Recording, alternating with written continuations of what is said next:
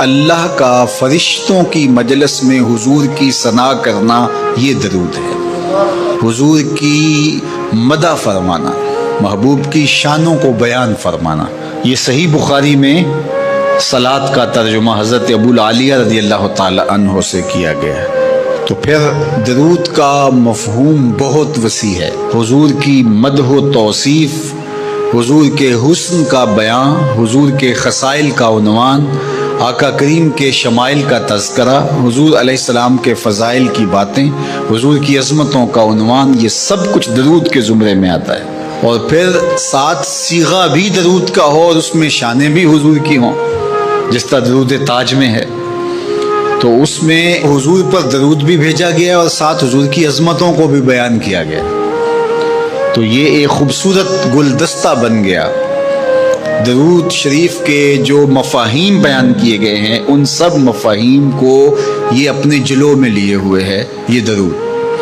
تو کثرت کے ساتھ حضور علیہ السلام پر درود پڑھنے کی تلقین فرمائی گئی۔ حضرت ابی بن کعب رضی اللہ تعالیٰ عنہ فرماتے ہیں کہ آقا کریم نے ترغیب دی درود شریف پڑھنے کی، باقی امور اور عبادت، ذکر فکر تو میں نے عرض کی۔ ارشاد فرمائے کہ میں آپ پر کس مقدار میں درود پڑھوں، کتنا وقت، کتنا درود پڑھو؟ تو آقا کریم نے فرمایا ماشیتا، جتنا تم چاہو۔ فرماتے ہیں میں نے کہا میں چوتھا حصہ درود پڑھوں گا، باقی 3 حصے دیگر عبادات اور دیگر وظائف اذکار بجا لاؤں گا۔ فرمایا جس طرح تم چاہو، جو تمہاری مرضی، لیکن اگر درود کی مقدار کو بڑھا دو تو تمہارے لیے بہتر ہوگا۔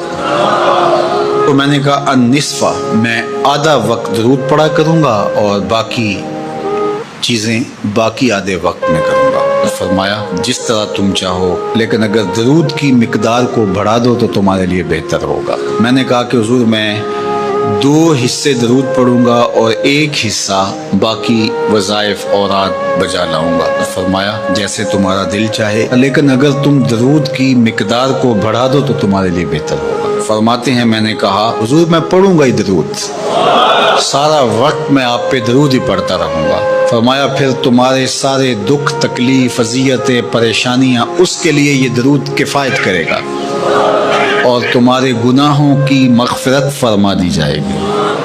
تمہاری پریشانیاں، تمہاری اذیتیں، تمہارے دکھ، دور موجود میں لفظ بولا جاتا ہے ٹینشن، تمہاری ساری ٹینشن، تمہارے سارے معاملات حیات کی بے ترتیبیاں، پریشانیاں، دکھ، اذیتیں، سب کچھ ختم ہو جائے گا۔ درود سب دردوں کا مداوع ہو جائے گا، سب دکھوں کا علاج ہو جائے گا، سب پریشانیوں کا حل ہوگا، سب مصیبتوں کا مداوع بن جائے گا، اور ساتھ ساتھ تمہارے گناہ بھی بخش دیے جائیں گے۔ تو درود جتنی کثرت کے ساتھ پڑھا جائے، اللہ کی اتنی ہی رحمتیں نازل ہوتی ہیں۔ تو باقی وظیفے، باقی اوراد، وہ بھی فضل و شرف والے ہیں، لیکن حضور نے فرمایا کہ پھر تمہارے لیے درود ہی کافی ہو جائے گا۔ اللہ اکبر۔ فرمایا جو میرے اوپر 1 مرتبہ درود بھیجتا ہے، اللہ اس پر 10 رحمتوں کا نزول فرماتا ہے۔ اور ایک حدیث میں آیا جو 1 مرتبہ میرے اوپر درود بھیجتا ہے، اللہ اس کے 10 گناہ معاف کرتا ہے، 10 درجے بلند کرتا ہے اور 10 رحمتوں کا نزول فرماتا ہے۔ تو درود پڑھا حضور پہ کام اپنا بن رہا ہے۔ تو درود پڑھنے سے انسان کا باطن سنورتا ہے، اندر پاکیزگی نصیب ہوتی ہے، گناہ دھلتے ہیں، عیب دھلتے ہیں، پریشانیاں ختم ہوتی ہیں، مصیبتیں، آلام، مصائب، دکھ، ٹینشن، پریشانی، جو کچھ بھی ہے یہ ختم ہوتا ہے، اور درود پرسکون بنا دیتا ہے انسان۔ راحت بخش ہے وظیفہ، سرور انگیز ہے یہ وظیفہ، نور بیز ہے یہ وظیفہ، ماحول میں شگفتگی پیدا کر دیتا ہے۔ اگر درود شریف پڑھو گے تو تمہاری بہت ساری پریشانیاں ختم ہو جائیں گی، تمہارے دکھوں کا مداوع ہوگا، تم ریلیکس ہو جاؤ گے درود پڑھنے۔ یہ درود شریف کی برکات ہیں۔ 1 مرتبہ درود پڑھنے سے 10 رحمتیں نازل ہوتی ہیں، اور جو بار بار حضور پہ درود پڑھتا ہے تو بتاؤ کہ کتنا بڑا ذخیرہ رحمتوں کا اس کے اطراف میں پھیل گیا۔